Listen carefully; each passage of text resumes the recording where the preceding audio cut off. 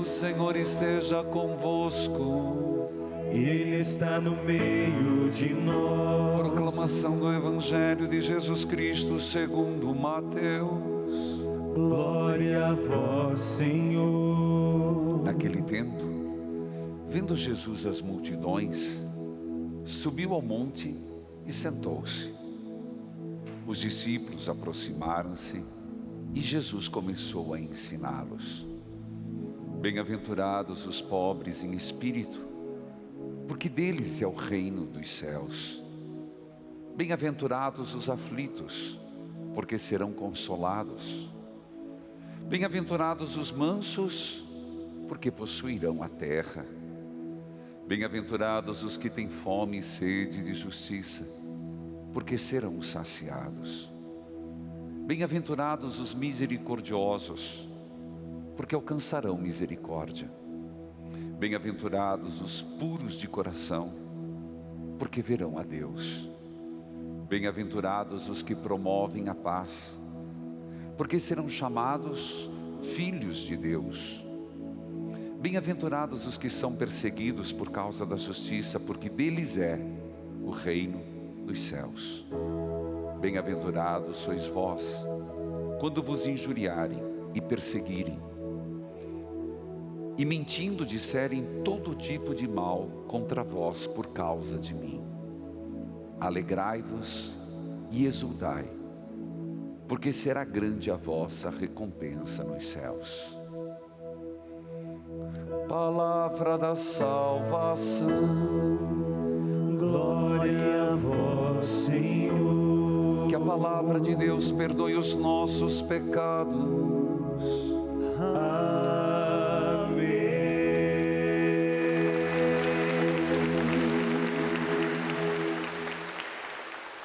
Amados filhos e filhas, neste santuário de Nossa Senhora de Guadalupe, no coração de Curitiba, e Jesus das Santas Chagas, e todos os que acompanham pelos meios de comunicação, a igreja nos propõe hoje celebrarmos numa só festa todos os seus santos, lembrando-nos de que Deus é santo e chamados somos à santidade. Querido povo de Deus, chamados à santidade. Esse é o sentido principal de toda essa festa. É impressionante, porque todos nós nos perguntamos de onde viemos, por que aqui estamos e para onde nós vamos. É uma pergunta, pode ser filosófica, mas é uma pergunta existencial e torna-se uma pergunta teológica. E cada um tenta dar uma resposta.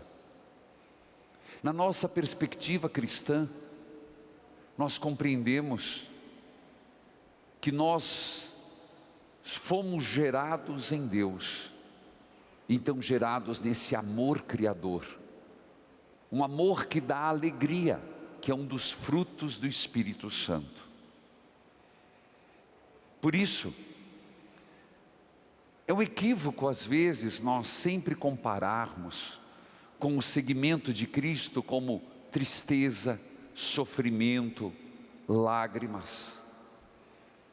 É um certo equívoco. Não que isso não exista, mas quem nos oferece isso não é Deus. Não é Deus que nos faz chorar. Não é Deus que não é de Deus que veio a pandemia. Não é de Deus que veio a morte. Não é de Deus. Então, uma visão equivocada faz-nos parecer que nós somos a religião da sofrência. Isso não é verdade. E Deus não quer assim. Viver em Deus é a alegria que nasce da esperança e da fé. Repito, sei que parece um pouco teórico, mas não é. Seguir Deus, estar unido a Jesus Cristo, nos faz alegres, nos faz livres, nos faz leves, nos faz santos. Veja, essa alegria que vem de Deus, que é também santidade, é a forma de compreendermos que nós não somos só alegres porque Cristo ressuscitou. Estamos alegres porque, tendo ressuscitado, Cristo nos abriu as portas da ressurreição. Gente, isso é uma alegria tremenda. Isso é uma alegria que deve nos motivar. Porque veja, nós temos um percurso natural das coisas. Só voltando um pensamento antes, tire essa imagem que seguir Deus é sofrimento. Tire essa imagem que seguir Deus é só lágrima, é só tristeza. Não, seguir Deus é alegria, e é uma forma, a partir dessa alegria, dessa união com Cristo, dessa pertença em Cristo, de eu enfrentar todas as contrariedades. Isso é uma chave de leitura para compreendermos como é bom ser santo.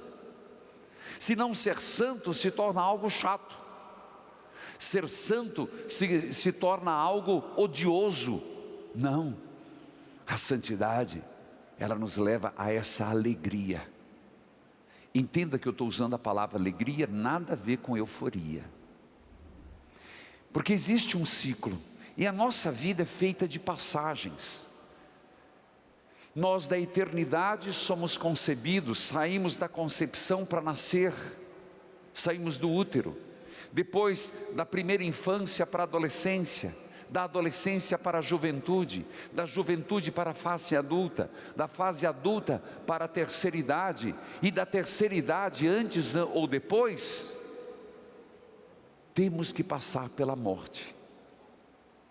Então isso para nós, sem essa perspectiva da alegria do ressuscitado e ter nos chamado à ressurreição, é algo sim que deve causar nosso sofrimento. A liturgia de hoje, principalmente na primeira leitura, ela abre uma fresta no futuro. O Gênesis, a primeira leitura, o primeiro livro do Apocalipse, é uma luz na origem, é uma luz de como as coisas aconteceram, de onde eu vim. A primeira leitura de hoje do Apocalipse é abrir uma fresta para olhar o que vem depois da morte, o que me espera, o que me aguarda. É um olhar para o futuro depois da nossa passagem pela morte. Por quê? Porque a primeira leitura fala do vidente, que é o próprio apóstolo João, que ele teve uma visão. E nessa visão, não está na leitura hoje, um pouco antes, existiu um livro, onde todos os sofrimentos, todas as lágrimas, tudo que você passou de desgosto, tudo que ao longo da história da humanidade foi trágico, foi horrível, foi vergonhoso, foi holocausto, foi sofrimento, guerra, fome, está escrito no livro. E a leitura de hoje é quando um anjo vem com o selo de Deus e abre o livro e dá um sentido a tudo isso. Qual que é o sentido a tudo isso que aconteceu? A resposta está na primeira leitura. O sentido é que todos aqueles que passaram pela grande provação, que passaram por tudo isso que eu citei, e se mantiveram fiéis no Senhor, unidos ao Senhor, estarão na eternidade. São aqueles que passaram pela grande tribulação. Compreendamos isso, meus irmãos, que sempre nós nos perguntamos o que vem depois. A primeira leitura é uma resposta, claro, numa linguagem apocalíptica, mas nos dá um vestígio do que é que nos espera. Alguém poderia dizer: padre, lá fala de um número, 144 mil. Então estamos marcados. Não, filho, não. É um número simbólico.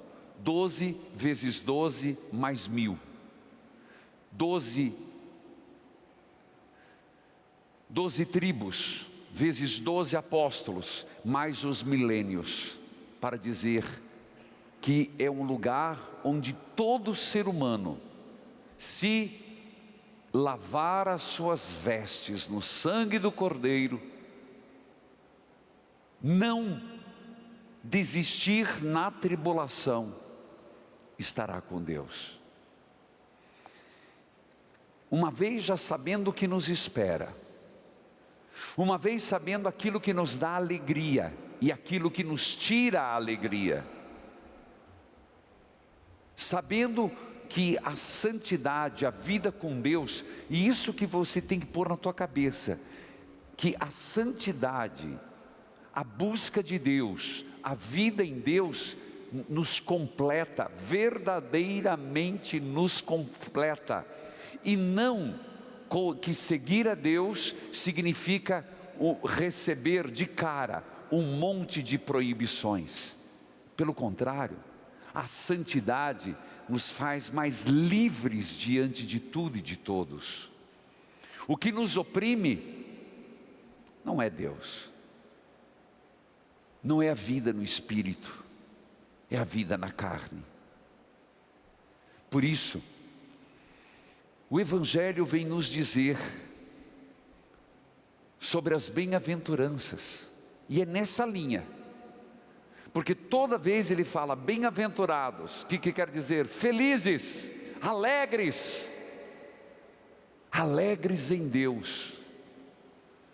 É claro que Mateus, quem já foi à Terra Santa, sabe que foi estipulado perto de Cafarnaum, perto do Mar Vermelho, a montanha das bem-aventuranças, a igreja octogonal, devido às 8 bem-aventuranças de Mateus. Mas aqui Jesus está enaltecendo, porque no alto da montanha, não é porque na montanha onde se encontra Deus, mas é para dizer a busca de Deus, que é preciso às vezes a gente sair dos confortos humanos, senão nós nunca conseguiremos encontrar Deus, nós nunca encontraremos a verdadeira alegria e sentido da nossa vida, se nós não fizermos um certo distanciamento do rotineiro, do mundano, daquilo que é anticristo. E Jesus começa a dizer, em vista daquilo, por isso eu quis primeiro mostrar, falei de onde nós viemos, e falei para onde nós vamos, e você está aqui. Então você tem que se perguntar: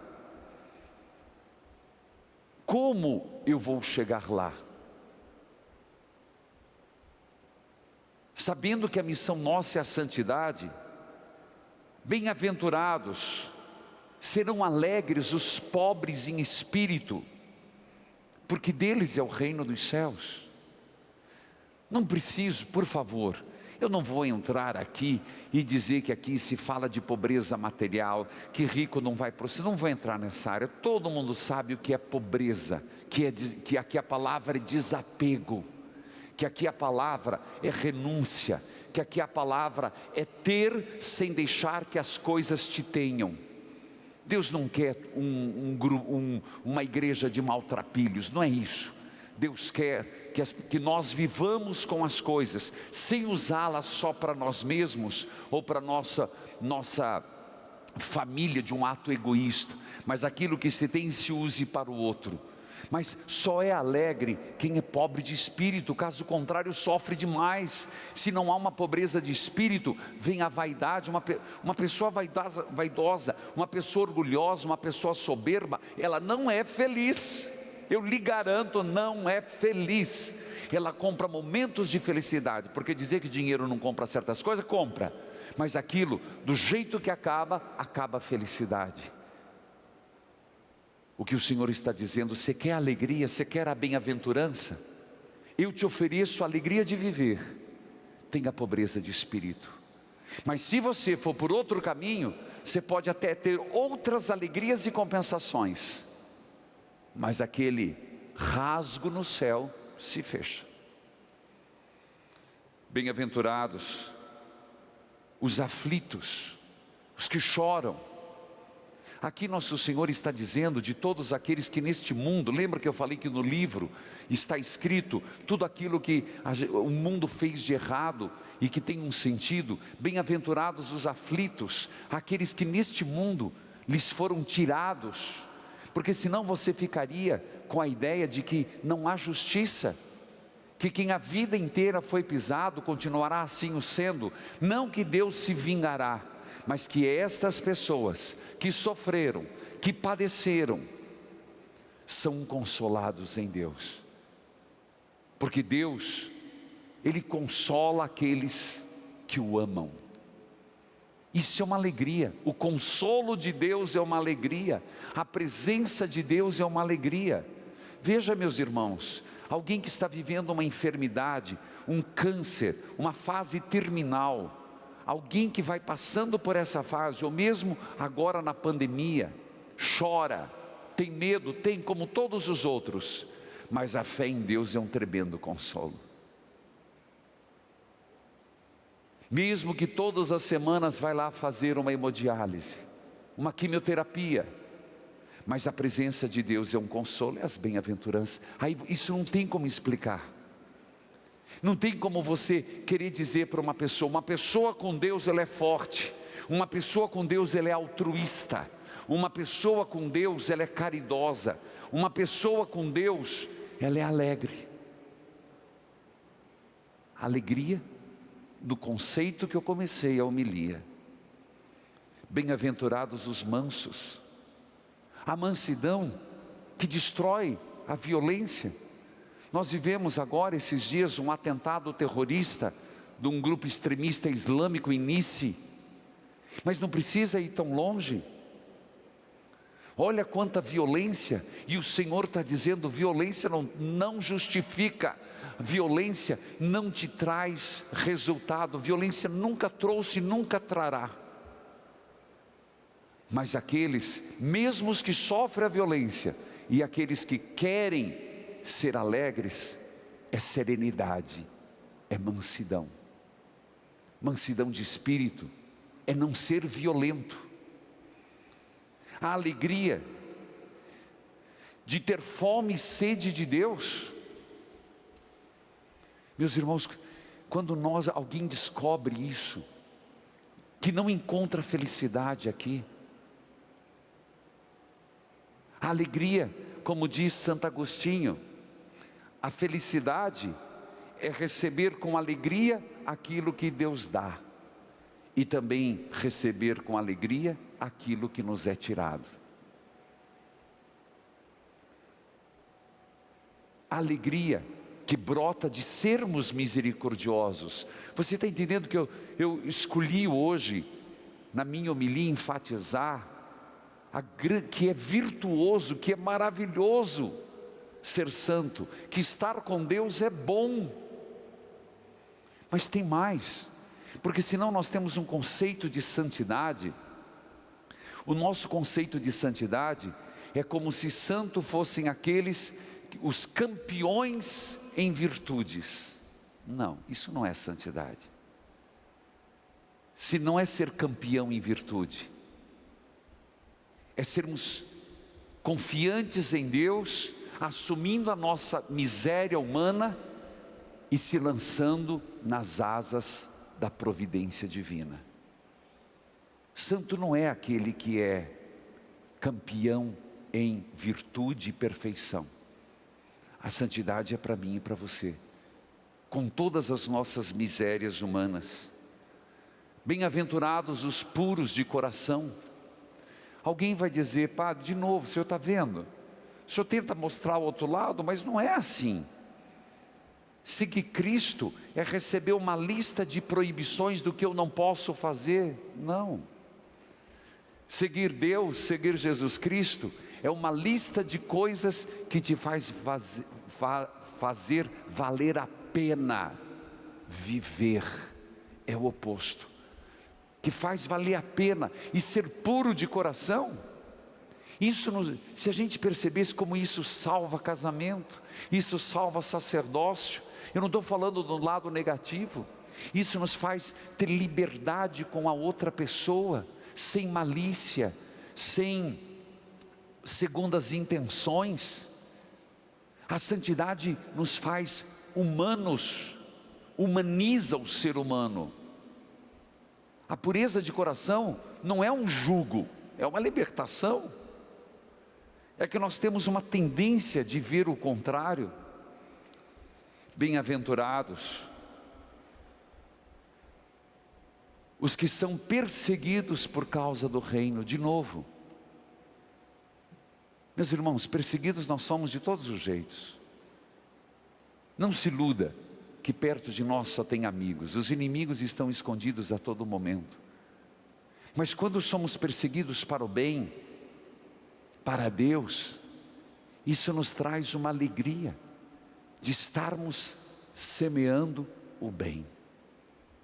Portanto, é nessa perspectiva de hoje que eu quis enfatizar que vale a pena eu ser de Deus. Se eu for de Deus, eu vou ter a alegria de viver. Se eu seguir o caminho dos santos, vai ter sentido a minha vida.